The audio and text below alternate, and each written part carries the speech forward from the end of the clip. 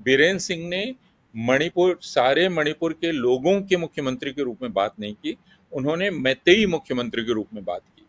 और इससे हमें गुजरात के 2002 के तत्कालीन मुख्यमंत्री की भी याद आ गई गया कि कौन हिफाजत करेगा, क्योंकि हिंसा के समय हिफाजत राज्य करता है। लेकिन यहाँ दिखलाई पड़ा कि राज्य की पुलिस तो मैतेई पुलिस हो गई है, तो उस पर किसी को 27 महीने गुजर चुके हैं। 3 मई 2023 को यह हिंसा शुरू हुई थी। अभी भी 60,000 से ज्यादा लोग शरणार्थी शिविरों में। मेन भी आए जिनकी पत्नियां कुकी थी और उन्हें अपनी पत्नी को भीड़ में को सौंपना पड़ा, ऐसी भी हमारे पास टेस्टिमनी। उन्हें अपने जमीन से बेदखल होना पड़ा और दूसरी तरफ भी वो अपने खेत उनके चले गए और उसको लेके वो रोते रहे कि उनकी जमीन, उनके पुरखों की जमीन उनके पैरों तले से निकल गई है। वो अब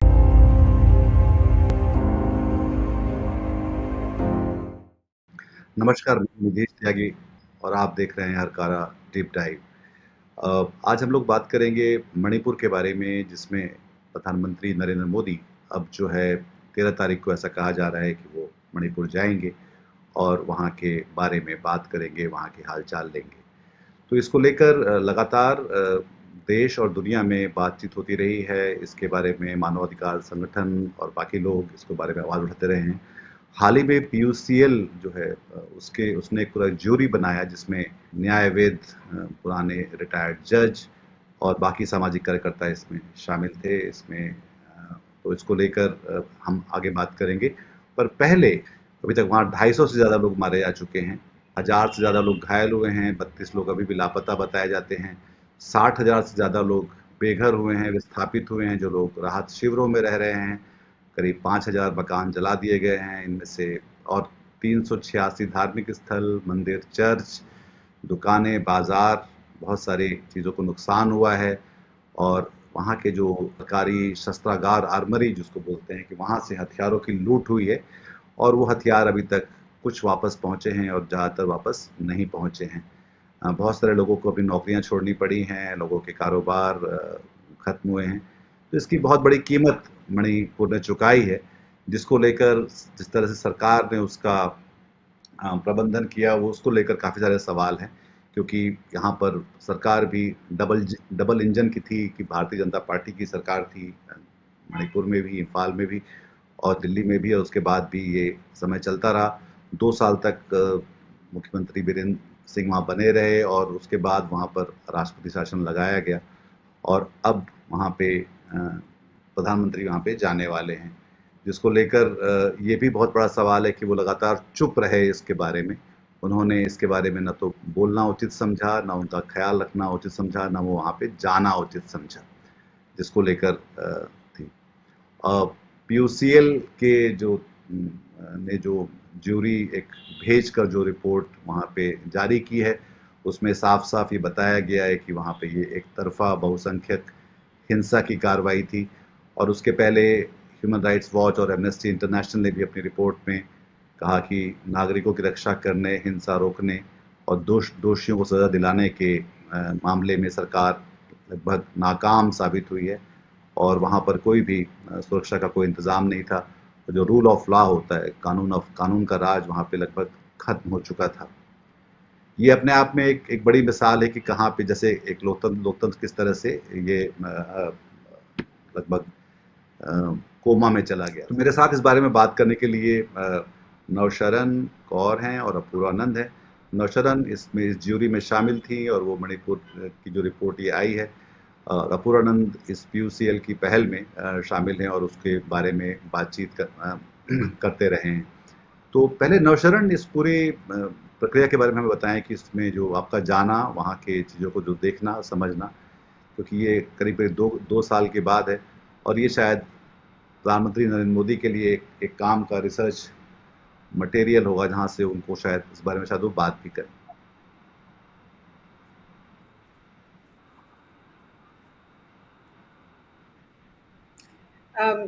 पीयूसीएल ने जो एक इंडिपेंडेंट पीपल्स ट्राइब्यूनल का गठन किया, वो तकरीबन जो हिंसा की वारदात शुरू हुई थी मई 2023 में, उसके 10 महीने के बाद जाने का वहाँ पे ये प्लान बना। उससे पहले बहुत सारे मानवाधिकार पीस एक्टिविस्ट जाते रहे और वहाँ से रिपोर्ट भी लाते रहे, जिससे ये पता चलता रहा कि ये हिंसा जो थी वो स्पॉन्टेनियस नहीं थी, वो एक बहुत ही सिस्टमैटिकली जो थी बिल्ड की गई और फिर वो हिंसा हुई और जिसको रोकने का भी प्रयास नहीं किया गया। तो 2-3 चीज़ें थी कि जब हम लोग जिस वक्त वहाँ पे गए हैं, तकरीबन 10 दिन के लिए, जो ट्राइब्यूनल था वो मणिपुर में था। मणिपुर के अलग-अलग इलाकों में चूड़ाचांदपुर, इम्फाल, काचिन, सेनापति, सब बहुत सारे हिस्सों में ये ट्राइब्यूनल गया और अलग-अलग लोगों से बातचीत की। ये ट्राइब्यूनल बिल्कुल उस तरह से उस लिहाज से नहीं गया था कि केवल एक ही समुदाय के लोगों को मिला जाए या ये मान लिया जाए कि एक ही समुदाय के लोगों ने हमले किए और एक ही समुदाय जो था वो पूरी तरह पीड़ित समुदाय था। तो ये इंडिपेंडेंट ऑल इंडिया ट्राइब्यूनल था और उसमें जो लोग शामिल थे उसमें एक शर्त ये भी थी कि जो पहले किसी भी और ट्राइब्यूनल पे या फैक्ट फाइंडिंग पे या सॉलिडारिटी एक्शन पे ना गए हों, ताकि वो एक फ्रेश आई से जो ट्राइब्यूनल की पूरी गतिविधि है उसमें शामिल हो सके।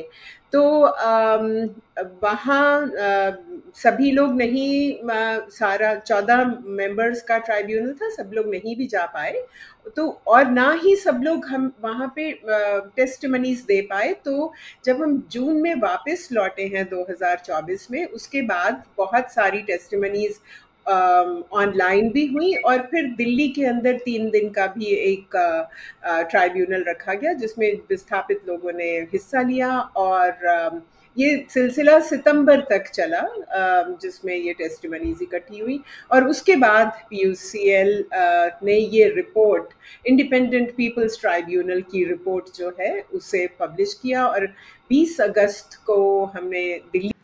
पूर्व इसमें फिर इसकी जो फाइंडिंग्स हैं जिसमें तो उससे क्या स्थापित हुआ? हालांकि कुछ लगातार हम पहले की रिपोर्ट भी देखते रहे हैं और इसके बारे में खासा जर्नलिज्म भी हुआ है। हालांकि जो मुख्य धारा का मीडिया जो कि हम देखते हैं लगातार उस बात को छिपाता है, दबाता है या तोड़ मरोड़ के पेश करता रहता है, पर फिर भी वो बातचीत लगातार चलती रही और एक बहुत सारे लोगों के बीच में एक तकलीफ की वजह भी रही कि मणिपुर के साथ एक तरह का जो बर्ताव सरकार ने किया वो बिल्कुल सौतेला किस्म का था। हाँ, ये जो ट्रिब्यूनल बना था, इस ट्रिब्यूनल के सामने एक बहुत बड़ी चुनौती थी। चुनौती यह थी कि 2 इलाकों में एक तरफ मणिपुर बंट गया था, एक जो कुकी जो बहुल इलाका और एक मैतेई इलाका, और आप मैतेई इलाके में एक भी कुकी जो व्यक्ति को नहीं पाते और कुकी जो इलाके में एक भी मैतेई को आप नहीं पाते। तो ट्रिब्यूनल के सामने समस्या ये थी कि उसे हर तरफ से बातें सुननी थी और ये एक अत्यंत अविश्वास के माहौल में हो रहा था। यह भी ध्यान रखिए कि ट्रिब्यूनल की रिपोर्ट को तैयार होने में 1 साल से ज़्यादा का वक्त लग गया। जाने आने, वहाँ के लोगों से आंकड़े इकट्ठा करने, अध्ययन करने, फिर दिल्ली में बैठक हुई। दिल्ली में जो कुकी जो और मैतेई समूह हैं उनकी टेस्टिमनीज सुनी गई, लंबी लंबी चर्चा हुई, विशेषज्ञों से बातचीत हुई। तो ये बहुत ही जटिल काम था और जटिल इसलिए भी था कि सरकार बताने से ज़्यादा छिपा रही थी और सरकार खुद, जिसको आप ये कह सकते हैं, एक धुआं खड़ा कर रही थी, धुआं पैदा कर रही थी, जिस धुएं के पीछे असलियत छिप जाए। तो ट्रिब्यूनल का काम मुश्किल था, लेकिन जो कुछ बातें पता चली जो नौशरण ज़्यादा बतलाएंगी, लेकिन कि यह हिंसा, इस हिंसा की एक पृष्ठभूमि है जिसमें समुदायों की एक दूसरे के प्रति आशंका, और यह उत्तर पूर्व में एक बहुत ही सामान्य सी बात है, लेकिन वह पहले से थी, विभाजन हिंसा का एक इतिहास वह भी रहा है। लेकिन जो फौरी पृष्ठभूमि थी, उस फौरी पृष्ठभूमि में एकदम स्पष्ट दिखलाई पड़ा कि मुख्यमंत्री समेत राजनीतिक नेताओं और बहुत सारे लोगों और मीडिया के भीतर एक एक एक लंबा घृणा प्रचार एक समुदाय के विरुद्ध, जो कुकी जो समुदाय है उसके विरुद्ध मुख्यमंत्री घृणा प्रचार कर रहे हैं। वो उनको आतंकवादी, वो उनको नार्को टेररिस्ट, वो उनको घुसपैठिया, ये सारा कुछ कह रहे थे। उसके साथ ये भी स्पष्ट रूप से दिखलाई पड़ा कि एक हथियारबंद दो समूहों को पूरी तरह से प्रश्रय प्राप्त था मुख्यमंत्री का, और वे खुलकर काम कर रहे थे कुकी-जो समुदाय के बीच। कुकी-जो समुदाय के भी अपने हथियारबंद समूह थे, और यह जो हिंसा भड़की, इसमें राज्य का पक्षपात बहुत साफ था। यानी राज्य ने अपने आप को एक मैतेई बहुसंख्यकवादी राज्य के रूप में पेश किया। उसने निष्पक्ष होकर काम नहीं किया, यह बात भी बहुत स्पष्ट थी। बीरेन सिंह ने सारे मणिपुर के लोगों के मुख्यमंत्री के रूप में बात नहीं की, उन्होंने मैतेई मुख्यमंत्री के रूप में बात की। और इससे हमें गुजरात के 2002 के तत्कालीन मुख्यमंत्री की भी याद आ गई, दूसरी जगहों के भी लोगों की याद आ गई कि उन्होंने किस तरह खुद को सबका नहीं बल्कि एक खास समुदाय का नेता के रूप में पेश किया। इससे अविश्वास और गहरा हो गया, और यह कि कौन हिफाजत करेगा, क्योंकि हिंसा के समय हिफाजत राज्य करता है। लेकिन यहाँ दिखलाई पड़ा कि राज्य की पुलिस तो मैतेई पुलिस हो गई है, तो उस पर किसी को भरोसा नहीं है। एक समुदाय को असम राइफल्स पे भरोसा है, दूसरे समुदाय को उस पर भरोसा नहीं है, तो वो भरोसा पूरा टूट गया और राज्य दो हिस्सों में बट गया और बीच में बफर जोन्स बन गए। ये एक ही राज्य में हो रहा है कि तो अविश्वास इतना गहरा, और उसके चलते पूरा राज्य, आप कह सकते हैं 60,000 से ज़्यादा लोग अभी भी शरणार्थी शिविरों में हैं। रिपोर्ट काफ़ी तफसील में जाती है, अलग अलग जो मुश्किलें लोग झेल रहे हैं स्वास्थ्य के मामले में, और यह शारीरिक स्वास्थ्य है, मानसिक स्वास्थ्य है। आप अभी भी 27 महीने गुजर चुके हैं, 3 मई 2023 को यह हिंसा शुरू हुई थी, अभी भी 60,000 से ज़्यादा लोग शरणार्थी शिविरों में, पनाहगाहों में। अभी भी उनको अभी आपने कुछ दिन पहले सुना होगा कोनसाम बोमेत नाम के एक व्यक्ति ने आत्महत्या कर ली। इस तरह की आत्महत्याएं पहले भी हैं, लेकिन जैसे राज्य सरकार को चिंता नहीं है, संघीय सरकार को चिंता नहीं है, एक लंबा अरसा गुजर जाने के बाद राज्य सरकार को हटाया गया और केंद्रीय शासन लागू कर दिया गया। ये स्पष्ट है इसका मतलब कि वहां की राज्य सरकार असफल रही है। फिर उस राज्य सरकार को इतनी दिन क्यों बरकरार रखा गया, यानी राज्य को इतने लंबे समय तक क्यों इस अवस्था में रखा गया जिसमें आपने सब कुछ ठप कर दिया और दो समुदायों के बीच शांति की कोई पहल राज्य की तरफ से नहीं हो सकती थी। कई प्रश्न हैं जो प्रश्न यह रिपोर्ट उठाती है, और यह रिपोर्ट वकालत करती है कि इंसाफ होना चाहिए। लोग मारे गए हैं, आखिरकार उनको किसी ने मारा होगा, उसका इंसाफ होना चाहिए। क्यों हथियारबंद समूहों ने जो हथियार लूटे सरकारी, वो अब तक नहीं मिले हैं ज़्यादातर, उसकी जांच कौन करेगा? यह बात बहुत साफ है। इन सब बातों की तरफ अभी भी तवज्जो नहीं है। हम जो सुन रहे हैं वो ये कि प्रधानमंत्री अब जाने वाले हैं। उसके पहले एक अफवाह उड़ी कि अब पूरी तरह से आवागमन सामान्य हो गया है, लेकिन कल ही मैंने खबर पढ़ी कि समूहों ने बिल्कुल स्पष्ट कर दिया है कि आवागमन सामान्य नहीं है और अभी भी उस पर रुकावट जारी है। तो फिर आगे क्या होगा, इस पर हम लोग आगे बात करेंगे कि क्या रणनीति यह है कि दोनों समुदायों को इतना थका दिया जाए कि उसके बाद दोनों समुदायों से अलग अलग मोलतोल की जाए। क्या है रणनीति, यह हमारे सामने स्पष्ट नहीं है। नौशरण, ये जो जब आप वहाँ रहे तो जो जैसे कि होता है, जिस तरह की जब हिंसाएं होती हैं समुदायों के बीच में और सरकार जब कुछ नहीं कर रही होती, तो सबसे ज़्यादा कीमत तो उसकी मतलब देखा जो सबसे जो वल्नरेबल लोग होते हैं, इसमें जैसे बहुत सारे मैं सुन रहा था कि बहुत सारे जो मिश्रित जिन्होंने कुकी मैती में अगर शादियां हुई हैं, तो वो लोग हैं जो लोग दोनों तरफ हैं भी, और फिर वो लोग अब अलग हो गए हैं, उनके बच्चे हैं, औरतें हैं, तो छोटी महिला कारोबारी काफ़ी है मणिपुर में।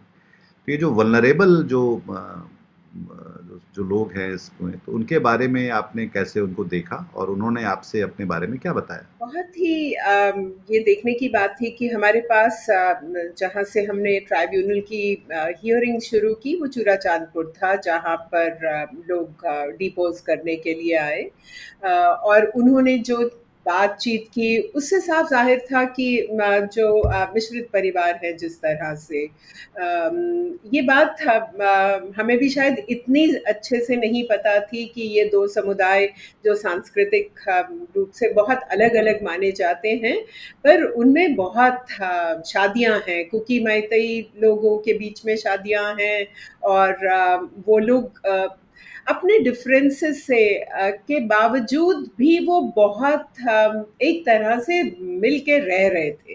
डिफरेंसेस थे, ऐसा नहीं है कि बहुत मोहब्बत से रह रहे थे, डिफरेंसेस से रह रहे थे, पर इस जो सारी हिंसा मई में शुरू हुई और उसकी पृष्ठभूमि में 3-4 चीज़ें थी जो हुई, जिस तरह से कुकी लोगों के बारे में जो अपूर्व ने बताया कि कैसे उन्हें अचानक सारी की सारी कम्युनिटी को नार्को टेररिस्ट, घुसपैठिए और इलीगल इमिग्रेंट कह दिया गया। हमने ऐसे भी पोस्टर्स देखे जहाँ लिखा था all cookies are illegal immigrants.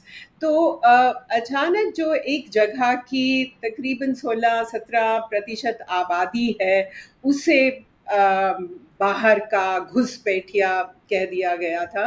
तो जो लोग मिल के रह रहे थे, शादियां हुई थी, अचानक ये एक बहुत बड़ी जो उनका अलग अलग होना नफरत में बदल गया। वो अलग थे, पर एक दूसरे से कोई नफरत हो जाए, ये इस प्रक्रिया में हुआ। और हमसे बात करने के लिए बहुत सारे इस तरह की महिलाएं आईं जिन्होंने जो कुकी थी और उनके पति मैतेई थे जो मारे गए, या मैतेई मेन भी आए जिनकी पत्नियां कुकी थी, और उन्हें अपनी पत्नी को भीड़ में को सौंपना पड़ा। ऐसी भी हमारे पास टेस्टिमनी थी कि वो जिस जगह पे रह रहे थे, जो मैतेई कैंप था, उसके अंदर रात को गिरोह आते हैं, जो बहुत सारे लोगों का ये मानना था कि वो असल में पुलिस थी। इसको हम वेरीफाई नहीं कर पाए, और जिन्होंने कहा कि इसमें इस जगह पे कैंप में रहने वाले व्यक्तियों में से एक व्यक्ति की पत्नी कुकी है जो उसे हमें देनी होगी। वो आदमी उस अपनी पत्नी को सौंप देता है उन्हें, और अगले दिन उसकी रेप, बलात्कार सहित हत्या होती है, और कुछ ही दूर पर उसकी बॉडी मिलती है। ये उस कुकी परिवार के लोगों ने आकर बात की, और इस तरह से बहुत सारे परिवार टूटे, बच्चे बट गए। जो बफर जोन की बात हो रही है वो तो घरों के अंदर दिलों में बन गए और उन्हें अलग अलग रहना पड़ा। इसी तरह से और जो वल्नरेबल छोटे छोटे किसान हैं वहाँ पर, जिनकी ज़मीनें या तो वो कुकी किसान हैं जो ज़्यादातर उस इलाके में हैं जहाँ पे मैतेई लोग हैं, तो उन्हें अपने ज़मीन से बेदखल होना पड़ा। और दूसरी तरफ भी वो अपने खेत उनके चले गए और उसको लेके वो रोते रहे कि उनकी ज़मीन, उनके पुरखों की ज़मीन उनके पैरों तले से निकल गई है, वो अब वहाँ कभी खड़े नहीं हो सकेंगे। बहुत ही ऐसी गरीब लोग जिनकी छोटे रोजगार थे, रोजगार टूट गए, परिवार बिछड़ गए, आदमी अलग हो गए, कामकाज नहीं है।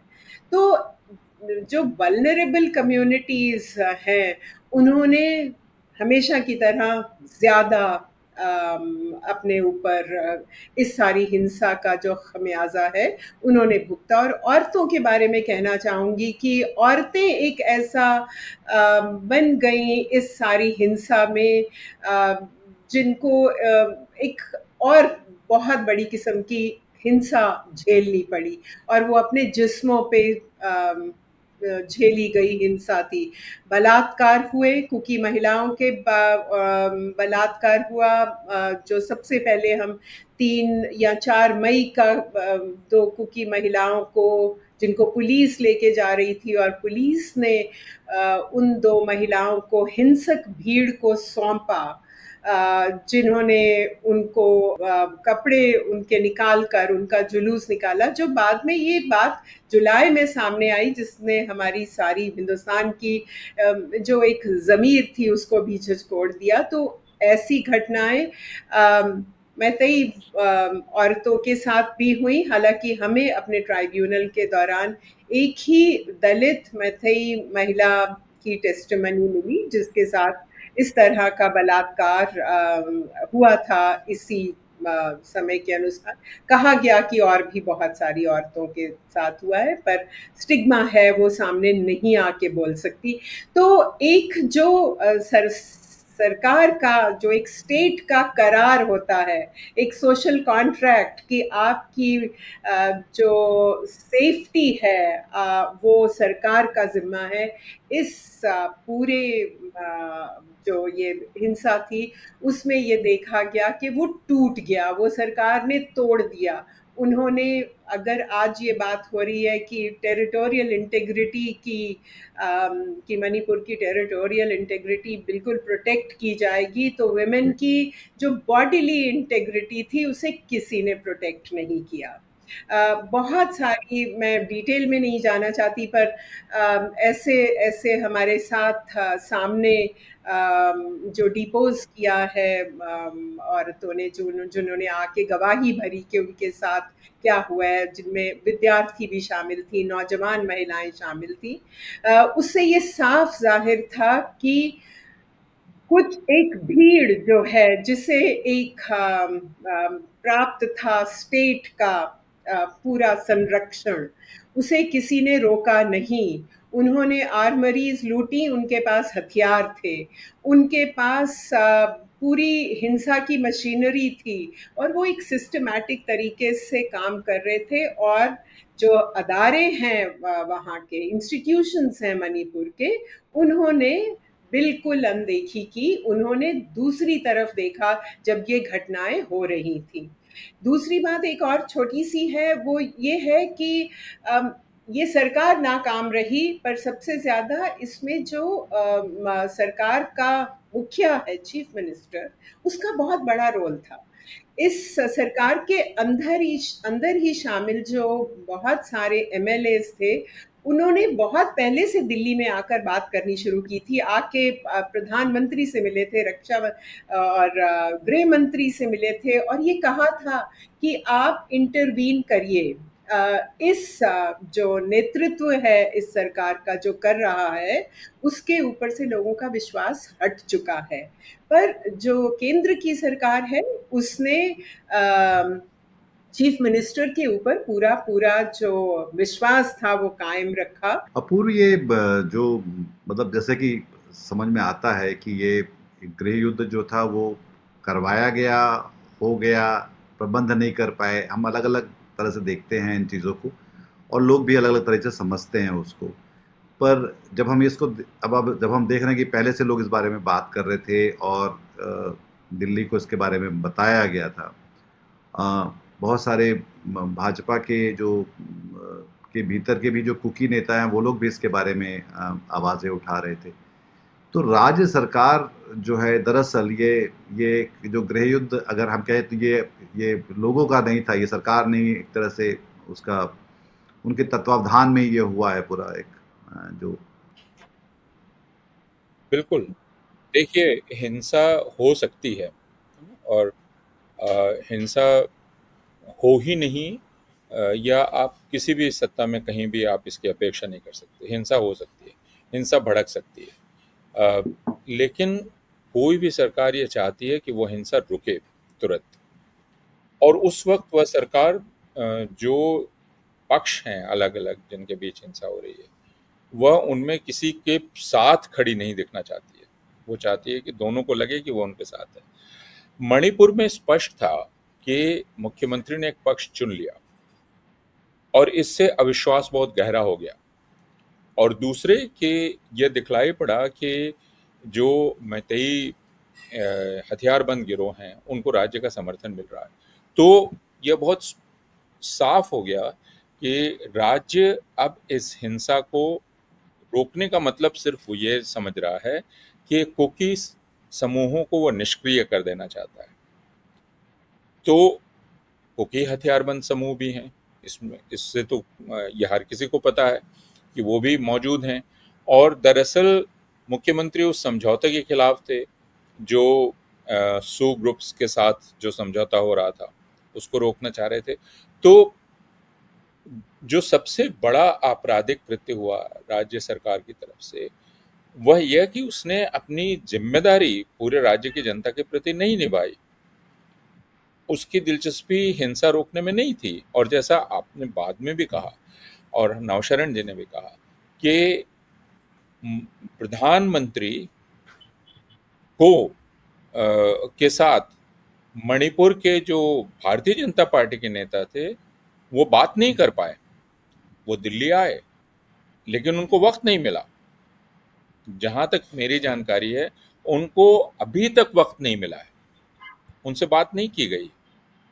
तो इसका अर्थ क्या है? इसका मतलब यह है कि जो सर्वोच्च नेतृत्व है जो दिल्ली में बैठा हुआ है वह नेतृत्व या तो बिल्कुल नाकारा है, असफल है, या हम दूसरी ही बात मान सकते हैं कि यह उसकी इच्छा के चलते हो रहा है, यह उसके संरक्षण में हो रहा है। या तो ये मान लें कि वो नाकारा है, जो ये मानना नहीं चाहेंगे, तो फिर हमें यही बात माननी पड़ेगी कि आप चाहते थे कि हिंसा जारी रहे, और यही कारण था कि प्रधानमंत्री ने इस पर एक शब्द नहीं कहा। और एक शब्द नहीं करने का मतलब क्या है कि जब मैं किसी चीज पर ना बोलूं तो वो चीज है ही नहीं, मैं उसके अस्तित्व से ही इनकार कर रहा हूं। यह इस प्रधानमंत्री की और इस सरकार की नीति रही है लगातार। जैसे अभी मैं एक बहुत एक कोई वीडियो देख रहा था दिल्ली के एक मंत्री का कि दिल्ली में बाढ़ आ गई है, दिल्ली में पानी घुस गया है ना, यमुना के किराने की बस्तियों में घुस गया है। तो मैंने एक मंत्री का बयान देखा कि ये सब की सब अनऑथोराइज्ड हैबिटेशंस हैं, इनको दिल्ली मानना ही नहीं चाहिए। तो ये तो मुझे बहुत विचित्र तर्क लगा। उन्होंने कहा कि चूंकि ये अनऑथोराइज्ड है तो ये दिल्ली है ही नहीं, इसलिए दिल्ली में पानी नहीं घुसा है। अब इसी तर्क को आप मणिपुर पर लागू कर दीजिए एक दूसरे ढंग से। सरकार इसमें कई सारी चीज़ों को लेकर जो उसके किसी सरकार एक सामान्य सरकार को जो कुछ करना चाहिए था वो करती हुई जाहिर तौर पे वो नहीं दिखलाई पड़ी। जैसे कि ये अभी तक तय नहीं है कि ये सब जो, जैसे कि पता है कि मुख्यमंत्री अगर इसके प्रभारी थे तो उनको उसकी क्या सज़ा मिली, उनकी जवाबदेही कैसे तय की गई। और जो कि हम देख सकते हैं कि वो पहलगाम के मामले में भी हमें पता नहीं है कि सिक्योरिटी का इंचार्ज कौन था, किसके कारण ये लोग आए, किस कारण मार के चले गए। तो ये मणिपुर में भी ये अभी तक कोई बता नहीं पा रहा। हालांकि वहाँ के अब तो राज्यपाल हैं, वो तो पूर्व गृह सचिव हैं और वो और पुराने नौकरशाह हैं, पर अभी तक ये तय नहीं हो पा रहा है कि भाई ये किया किसने, कौन है, इसकी जिम्मेदारी कौन लेता है। तो इस देश में जब भी कुछ अब बुरा होता है तो हम देखते हैं कि कोई जिम्मेदार व्यक्ति नहीं है, उसकी कोई जवाबदेही नहीं है और उसके लेकर पारदर्शिता भी नहीं है। पर ये जो अब जो आगे का जो रास्ता है, अब जब प्रधानमंत्री वहाँ पे जाने वाले हैं, तो इसको किस तरह से देखते हैं आप? प्रधानमंत्री अब वहाँ पर जाना चाहते हैं और एक बड़ा सा वो करके समागम, ऐसा पता चला है कि दोनों चूड़ाचांदपुर और इम्फाल में बड़ी बड़ी स्टेज बनाई जा रही हैं। आज ही मुझे एक चीज़ पता चली कि वहाँ के जो एडमिनिस्ट्रेशन है चूड़ाचांदपुर, उन्होंने कुकी समुदाय के लोगों को बुलाकर कहा कि प्रधानमंत्री के लिए एक कुकी नाच का भी आयोजन किया जाए। तो एक नौजवान कुकी ने एक कविता लिखी है जिसमें उसने कहा है कि मैं नहीं नाचना चाहती, आपके इस समागम में और क्यों? तो इससे पता चलता है कि क्या मनोस्थिति में वहाँ काम हो रहा है प्रधानमंत्री की आमद के लिए, कि अगर वो इसको इस तरह के एक उत्सव में बदल देना चाहते हैं जहाँ पे लोग बुरी तरह से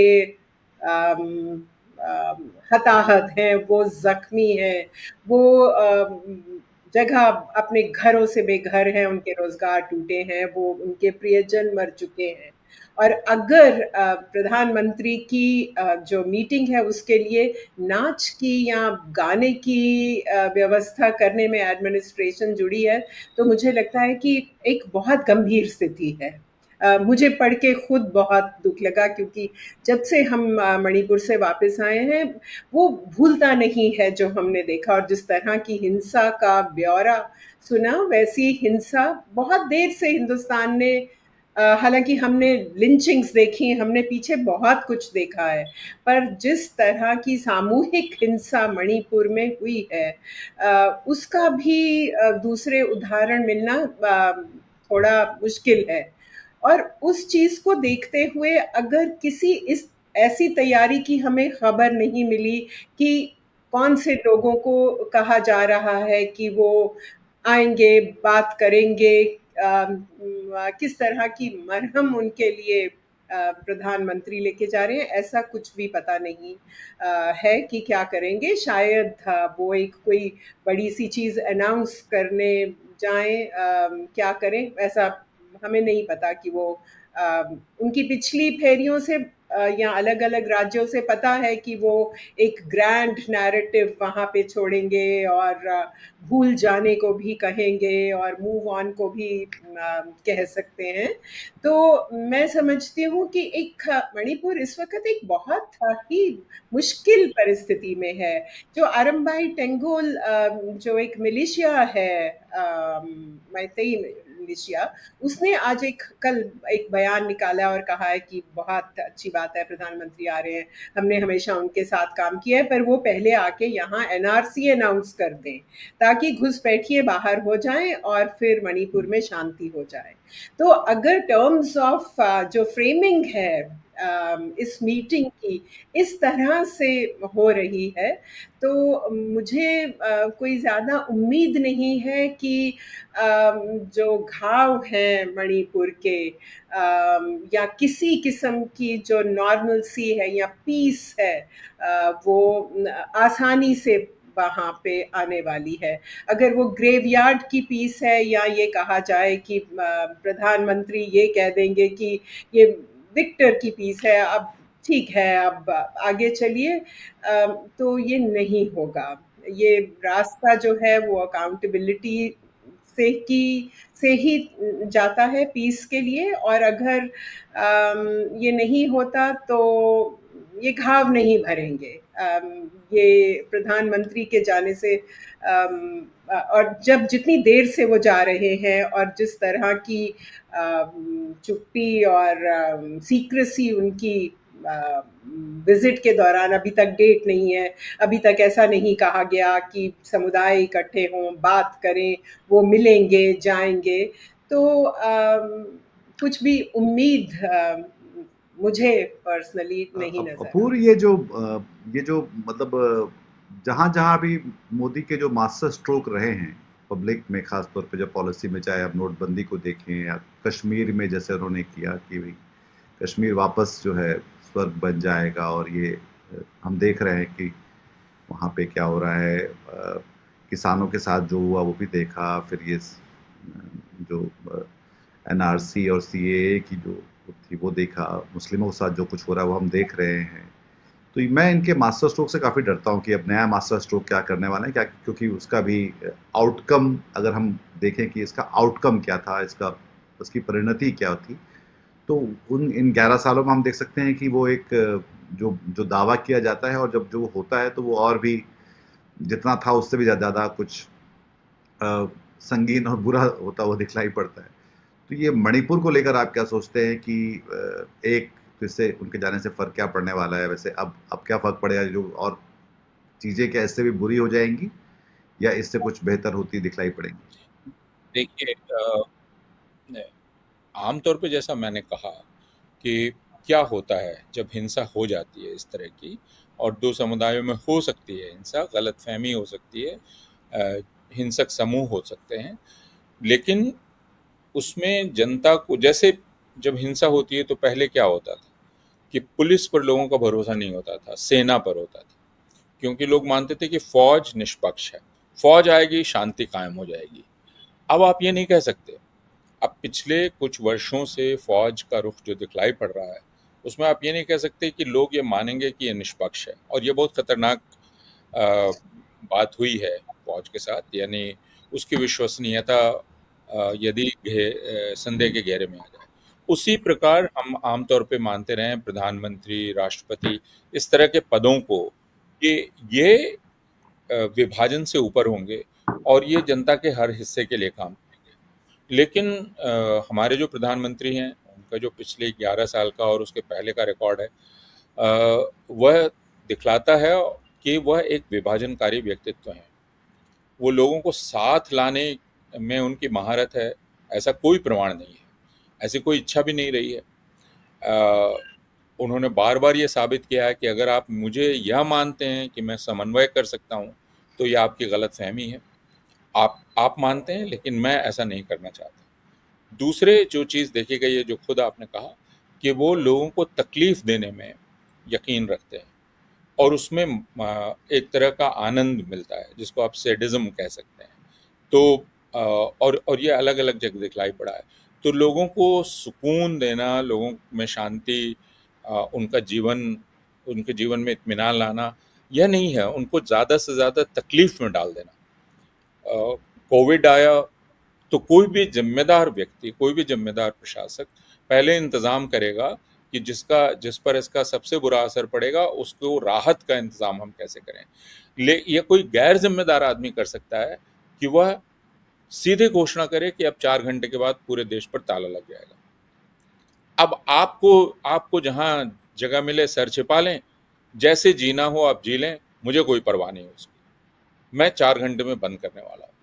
तो यह प्रवृत्ति रही है जो कि एक क्रूरता की प्रवृत्ति है, लोगों को तकलीफ में डालने की प्रवृत्ति है, और उसके पीछे है कि जब आप बहुत ज़्यादा तकलीफ में चले जाएंगे तो आप मेरी ही पनाह में चले आएंगे।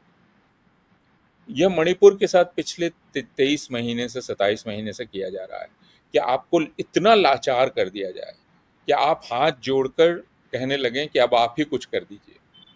तो हम पिछले 2 साल से हर किसी को सुन रहे हैं, प्रधानमंत्री जाएं, प्रधानमंत्री जाएं, प्रधानमंत्री जाएं।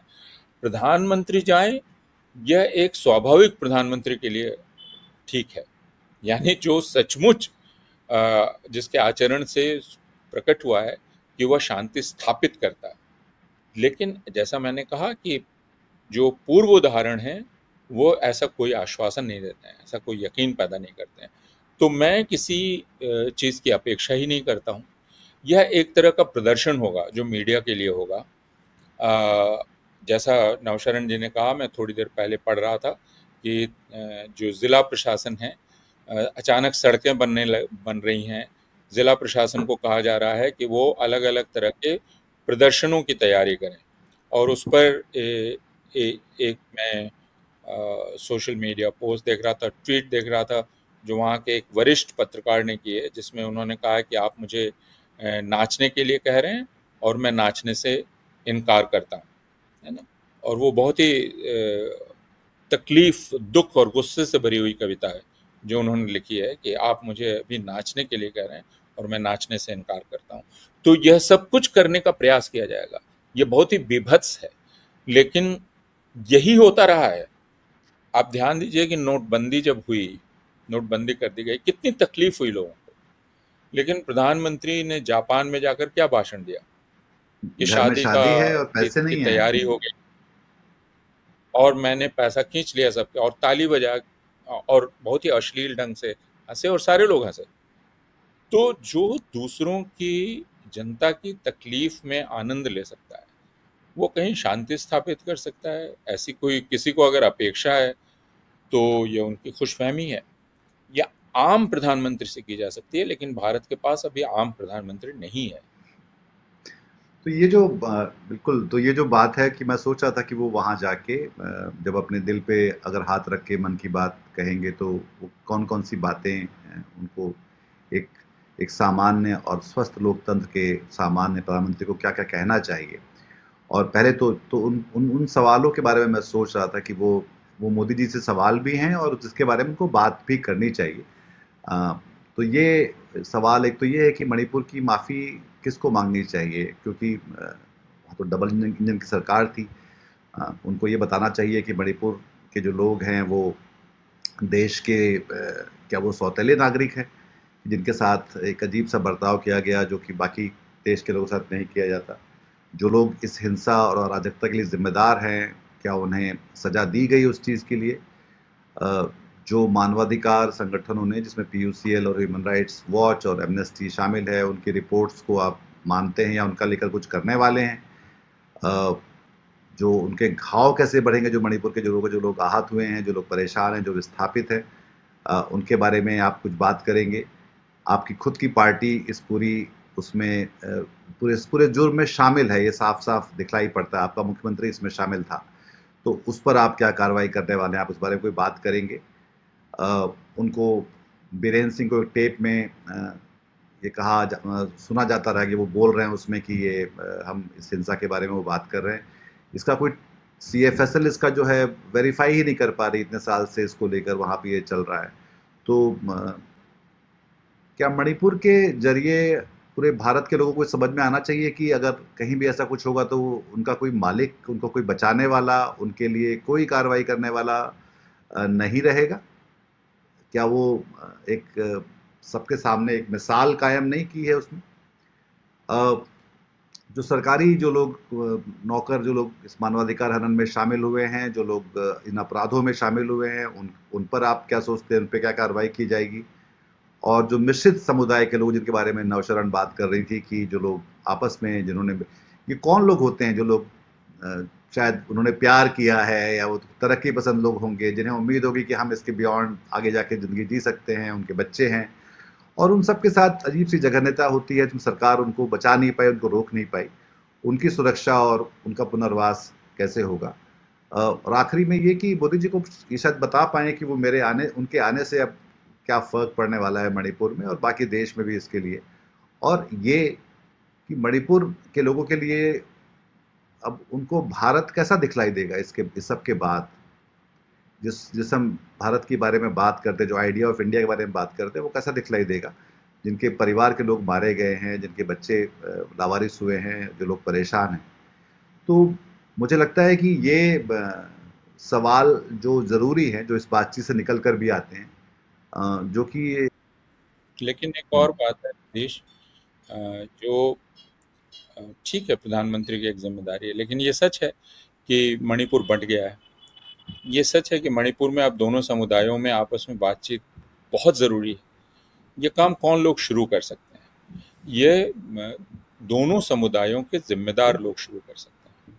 तो इस बात की ज़रूरत है कि उन दोनों समुदायों के जो बुद्धिजीवी हैं, जो सिविल सोसाइटी के लोग हैं, वो अपने आप को सिर्फ उन समुदायों के प्रवक्ता से की भूमिका से अलग करके देखें और वो लोगों को साथ बैठाना शुरू करें।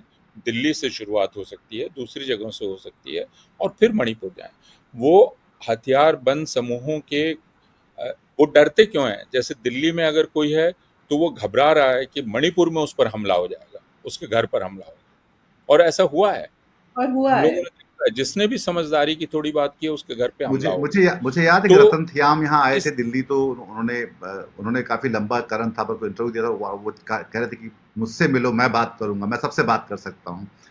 रतन थियाम अब नहीं रहे, पर इस तरह के और लोग हर हाँ, समुदाय में लेकिन होते हैं। वही है कि हाँ, तो यह अगर कहीं खत्म हो जाए ये जगह, तो उसके लिए बहुत दुर्भाग्य की बात है। तो स्वयं मणिपुर के लोगों को यह सोचने की ज़रूरत है कि क्या दोनों के बीच अब बातचीत हो ही नहीं सकती? और क्या बातचीत के लिए तीसरी किसी ताकत को आना पड़ेगा? जो लोग अड़ोस-पड़ोस में रह रहे थे, वो क्या वापस एक-दूसरे से बातचीत नहीं करेंगे? और यह कैसा होगा कि क्योंकि जो इलाके में एक भी मैतेई ना रहे, मैतेई इलाके में एक भी कुकी ना रहे, आप किसी कुकी को लेकर मैतेई इलाके में ना जा सकें, किसी मैतेई को लेकर कुकी इलाके में ना आ सकें, ये किस तरह का समाज है? अच्छा, फिर वो दोनों समुदाय दिल्ली या दूसरी जगहों पर तो आके रह रहे हैं ना, तो फिर इसकी वकालत वो यहाँ वो किस यकीन पर रह रहे हैं, किस भरोसे पर रह रहे हैं? नहीं, वो कलकत्ते में साथ में तो अगर ये कलकत्ते में एक ही क्लब के लिए साथ में फुटबॉल भी खेल रहे हैं, ये सब हो रहा है। पर यही है कि हम उन उदाहरणों के बारे में जब बात करना बंद कर देते हैं जहां पर हम आपस में बातचीत करते हैं, एक समन्वय रखते हैं, एक गुजरात में भी ये देखने को आया था कि जहाँ पे बच्चे साथ में खेलते रहे, जहाँ पे लोग साथ में कारोबार करते रहे, तो वहाँ पे हिंसा कम हुई। जहाँ पे लोगों ने जहाँ बातचीत बंद करते हैं, दरवाजे बंद करते हैं, तो फिर ये दिक्कत होती है। पर ये काम भी किसका है? ये काम किसको? ये समाज का भी काम है, जाहिर तौर पर समाज का भी काम है। और पर यही है कि या तो फिर इसमें कोई बड़े किसी के हित हैं जो साधे जा रहे हैं, और जो वो भी होता हुआ सरकार देख रही है। नहीं, वो तो बिल्कुल स्पष्ट है, लेकिन हम ये कह रहे हैं उसके चलते आप बिल्कुल लाचार हो जाएं, यह भी नहीं होना चाहिए। तो आपको अपना अख्तियार अपने पास रखना चाहिए। ये नहीं कि आप सब कुछ सरकार को सुपुर्द कर दें कि नहीं आप, मेरे अंदर इंसानियत भी सरकार ही भरेगी, है ना। तो सरकार तो जैसी है वो सारे लोग देख रहे हैं 27 महीने से क्या कर रही है वो। तो हमारे पास ये जो सवाल थे ये हमने जो रखे, तो आप देखेंगे जब मोदी जी वहाँ जाएंगे या उनका स्पीच राइटर जब अपना भाषण लिखेगा तो शायद इन बातों को ध्यान में रखे, या हो सकता है कि आप जानते हैं कि वो क्या कहेंगे और क्या उससे क्या होने वाला है। सबसे परेशानी वाली बात शायद ये है कि मणिपुर का जो आगे इसको आउटकम बोलते हैं, इस पूरी हिंसा, इस पूरे सिविल वॉर, 27 महीनों की जो मुश्किल यात्रा रही है, इसका रास्ता कहाँ निकलता हुआ दिखलाई दे रहा है, ये सबसे बड़ा सवाल है। और वो टोकनिज्म से, वो कैमरा घुमाने से, लोगों को नचवाने से, तो शायद उसका कोई रास्ता नहीं निकलता। उसका रास्ता इस बात से निकलता है कि आप पुल बनाएं जहाँ पे लोग आके आपस में बातचीत कर सकें, ये समझ सकें कि क्योंकि सब कुछ होने के बाद भी दो इंसानों के बीच में जो कॉमन चीज़ होती है, जो साझा होती है, वो ज़्यादा हमेशा बड़ी होती है उन चीज़ों से जो कि साझा नहीं होती। बहुत शुक्रिया नवशरण आपका, बहुत शुक्रिया पूर्णानंद आपका। अगर आपको ये बातचीत पसंद आई तो इस कार्यक्रम को पसंद करिए, इस चैनल को सब्सक्राइब करिए और अपने हम ख्याल लोगों के साथ इसको साझा करिए। अपना ख्याल रखिए। शुक्रिया, नमस्कार। आज की ताज़ा खबर, आज की ताज़ा खबर, आज की ताज़ा खबर। आओ काका जी इधर, आओ मामा जी इधर, सुनो दुनिया की खबर।